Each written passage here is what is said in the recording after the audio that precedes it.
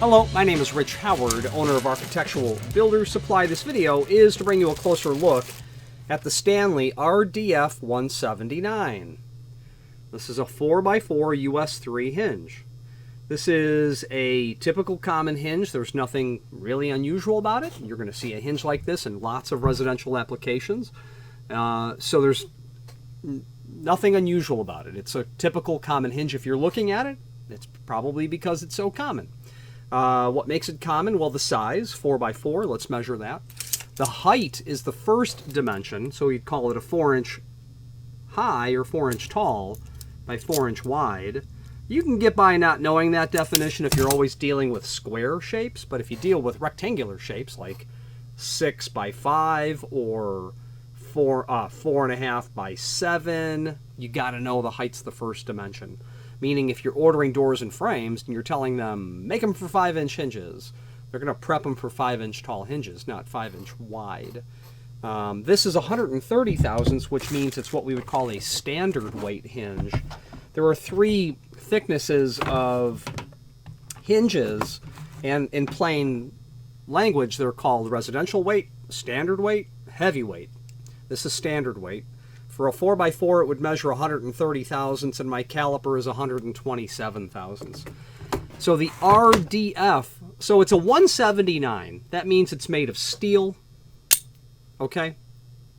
That means that it is a template pattern. The holes here are what is considered the template pattern. If you have any hinge or any door or any frame that is made to observe the template pattern, those holes are always going to be in the same locations every single time. It's 5-knuckle. Okay, you can see that. It's plain bearing. I should say it's an F179. The RD, you know, we've got radiused corners here. So that's a 1/4-inch radius. Very typical for wood doors and frames when you are mortising the door and the frame with your router and you've got a 1/2 inch diameter 2-flute carbide router bit on your router. And you're not going back to use your corner chisel and square out the corners or squaring them out with a 1/2-inch wide chisel or whatever you would use. And you're going to just leave it. You're going to use hinges that have a 1/4-inch radius. There is also, obviously, square corner. Then there's also 5/8 radius, and that's when you're using an 1.25 inch diameter. The difference between 5/8 radius and 1/4-inch radius is the diameter of the bit, obviously. If you're using an 1.25 inch diameter router bit, you're really only making a lot less of a tool path as you prep the hinge in the door and the frame. Who cares about that? Well, the people that are trying to produce 1,000 doors a shift, you know. So that's why you're going to see radiused corner material. So what does RD stand for? Residential door? Probably not. Radiused? Maybe? You know, again, it's a radius corner hinge, but I don't know what RD stands for, is just the bottom line. You know, and it may not mean anything. It may be RDF179. All of that together is where that's coming from. Okay. If you are enjoying this video, please click thumbs up or like, and also please consider subscribing to our channel. Let's move on to the rest of the video. And I'll check the catalog to see if there's a reference to it, but I don't think that there is. Now, one thing that you'll notice is that it says best here. Sometime in 2019 or 2020, Best and Precision and Dorma and Kaba, they're all under the same umbrella now, and probably other companies. I'm sure of it, maybe RCI. And I was told by someone a couple of years ago that Stanley hinges were going to become marketed as Best Lock, which was in Indianapolis, I think still is. And known for small format interchangeable cores. And I thought, well, boy, the name Stanley is known for hinges since the 19th century. I mean, I'm no expert at marketing, but I might keep that. I might not want to train, you know, endless people that, no, we don't call it Stanley anymore, we call it Best. Anyway, Best in terms of lock sets are phenomenal. So if the name is on a hinge, I would imagine that the reputation would stay the same. But I know that this is manufactured by at the Stanley plant in China. One thing that the Stanley plant in China does is a nice finish. Okay, I will be quite transparent in saying that I would prefer if this was domestically manufactured, but Stanley always, maybe not always, because that's too absolute, no one produces a higher percentage of spectacular finishes order to order than Stanley. That if I was going to use hinges and finish was most important, I would be looking for Stanley hinges. When it comes to finish, their finishes are always really great. These guys, these people, these folks, these experts have total command. So this is a steel hinge, as I demonstrated earlier. This is the 3 finish, which is polished brass. So that's just a plating over over the steel base material. Okay. Okay, so one thing that I do actually appreciate about this hinge is the fact that the logo is relatively petite. I do like it in the sense that I don't, they're not taking up a lot of real estate on the hinge with a giant logo. And the Stanley logo was always nice and small. And that, if that's the best logo that goes on hinges, I'd say that'd be okay. And Stanley does make a practice of stamping the back of the leaf in many instances, and this does indeed have RDF179 stamped on it. A screw package will be included. As seen here, this will have all wood screws and all machine screws. Why machine screws? You could have a steel frame. You could definitely have a steel frame. Or you could have a wood frame, and you could have a metal-clad door with steel edges. That could be the case. I would always suggest that you indicate in the comment field when ordering hinges to specify the composition of the door and frame so that there's no confusion as to what's the standard packaging and what it is that you need when it comes to fasteners. Should we depend on the fact that you're going to get all wood screws and all machine screws all the time when you are probably going to get them all the time? It's not correct to not specify that, and it should be specified. I've gotten calls on a Saturday morning, and the client ordered 8x6 hinges. Yes, 8-inch by 6-inch hinges. And the guy says, "Where are the machine screws?" I says, those don't come with machine screws. Well, what do you mean they don't? Well, they don't. Look in the catalog. It's packaged with all wood screws. And the logic there is, where are you using an 8x6 on a metal application? Well, it can happen, in fact. And the problem was that they were oil rub bronze, so it would be probably a 1/4-20 thread on that machine screw, but where are you going to get that in an oil rub finish? And I have forever then told people, specify what you need, so that if there is a mistake, I've done all we could to make sure it's correct, because you don't always get what you want. You don't always get what you need. Wood machine screws. Where are you going to use this? Like I had said earlier, probably a wood door and a wood frame, 1/4-inch radius. Typical pre-hangers are going to not go back and square out those corners. You can automate the pre-hanging process, and while there are machinery, I understand, that will square corners, that do square corners, that really slows down the process. So that's what the deal is. Let's switch to the screen view and let's take a closer look at some supporting information that I have. If you've not hit subscribe yet, we would very much appreciate if you did, and hopefully you're enjoying this video. Now, let's get back to it. Okay, here's the hinge that we are indeed looking at. Let's look at the images that we have linked to down below. There's our hinge. Photography is always tough with a polished brass finish. This is what would kind of be considered a cross-section, I suppose, but what I'm trying to show here is the swag on the hinge leaf here and here. Okay, this is what makes it a full mortise hinge. When you bring these leaves together, they're going to be meant to be, when they're brought together parallel, those leaves will meant to be mortised to both the door and the frame.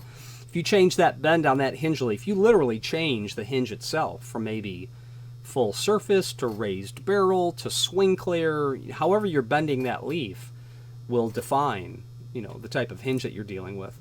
There's the backside. They do a nice job of finishing the backside. You don't really see it, but you'll see some of it, when the door is closed. Just my attempt to show a close-up of the finish. It's plating over steel, and then the screw package that you're seeing there. Now, let's take a look. Extended description information. for use on internal or external doors without door closers in hospitals, churches, etc., etc. Without door closers. What that means is this is a plain bearing hinge. It's not ball bearing. You would not specify plain bearing hinges on any door with door closers, ever. So be mindful that you're using plain bearing in those applications without a closing device.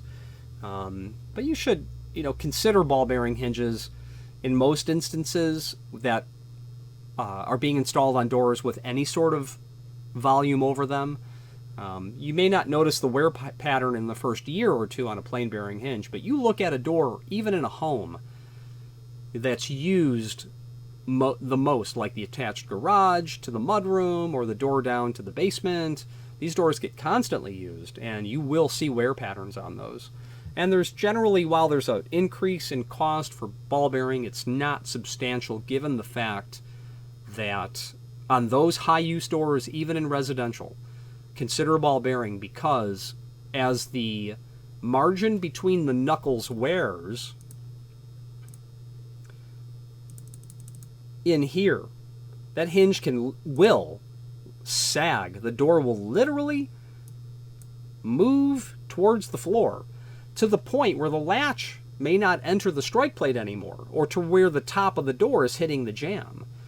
Ball bearing hinges do a good job at taking that problem away. May not matter in year 1 or 2, but in 10 or 20 years, you'll see it. Template screw pattern, 1/4 inch radius, 130 thousandths thick. That's called standard weight, steel 5 knuckle. There's a template here. This is a generic document that will allow us to see what this RDF179 is. This is a residential hinge, and I don't know that we're going to find any reference to it in the catalog. This template doesn't even reference the part number, but this template does indeed work for this hinge because it is 4x4. It's a F179. The RD must just simply tell us that we're dealing with, okay, never mind, I found it. RD, radiused corner. That's what it means. So this is the proper template. We've got a radiused corner. We've got an RD F179. Your F dimension is 1 5/8. Sometimes people will ask for that leaf length. This is the template pattern as I had mentioned earlier. Okay. This document's called a template. So if the hinge is made to the template pattern, it will always be these dimensions. There is a link below this video as seen here to the manufacturer's page. And when we click on that, we can pull up not only all of the Stanley items that we sell by means of this horizontal navigation, as well as a link to the manufacturer's website, as well as the catalog that I happen to use, which is the 2010 Architectural Hardware Catalog. And the only reason I will point you in this catalog's direction is because the first couple of dozen pages are purely encyclopedic. If you're an architect, a specifier, a designer, an owner, a general contractor, a subcontractor, a distributor, and anyone related, we will all benefit from learning what the terminology is. What's the difference between raised barrel and wide throw hinges? It's all here. It's really a tremendous document. Speaking of wide throw, the formula to determine wide throw is here. Usage charts, all kinds of good stuff is the bottom line. Now, what's interesting is most hinge manufacturers have tremendous encyclopedic value in their catalogs. For some reason, almost all the hinge guys seem to do that. It's nice because hinges are literally far more crucial to the proper operation of a door or its application than people would understand initially. Anyway, so I call your attention to that catalog. Other encyclopedic documents are on this page as well. You can review that as you like. There happens to be a 1954 cabinet hardware product catalog here. Stanley made cabinet hardware mid-20th century, and here it is. That's kind of fun to go back in time. Let's wrap up this video on camera. You know what's worse than not knowing where to put the neutral leg on a 3-phase high voltage panel? It's not participating in the Architectural Builders Supply March giveaway. This hinge is priced and sold per hinge. When you order one, this is what you'll get. They're not 3 in a box. This happens to be just a plain box. This client ordered 2. What you'll generally always get with Stanley is some perforated cardboard that does 2 things. It allows them to insulate the hinges from each other during shipping like that. But its primary use is as shims. You can tear those perforations off, and if you need to cant the door in or out or move it like this, that's what you use. You would not use paper shims in a fire-rated application because it's not permissible to use anything but steel as shims on a fire door. But nonetheless, that's why they're in there. 2 reasons: packaging and shimming. If you have any questions on the RDF179 4x4 in a US 3 finish, and obviously you can order it in any of the finishes that Stanley does: your brasses, your bronze, your chromes, your nickels, satin polished, oil rubbed, black, for sure they can do black, any of that stuff. Really great quality in terms of that fit and finish. I love the Stanley hinge when I take it out and it looks like it was made in a factory that really knows the process. Any questions on this or any other Stanley product, please feel free to reach out to us. Thank you.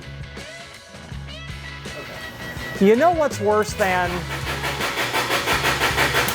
it's not participating in the Architectural Builders Supply March contest giveaway? Thank you for watching, and if you've enjoyed this video, please click thumbs up, please subscribe, and maybe even send the video to someone that you know. Thank you.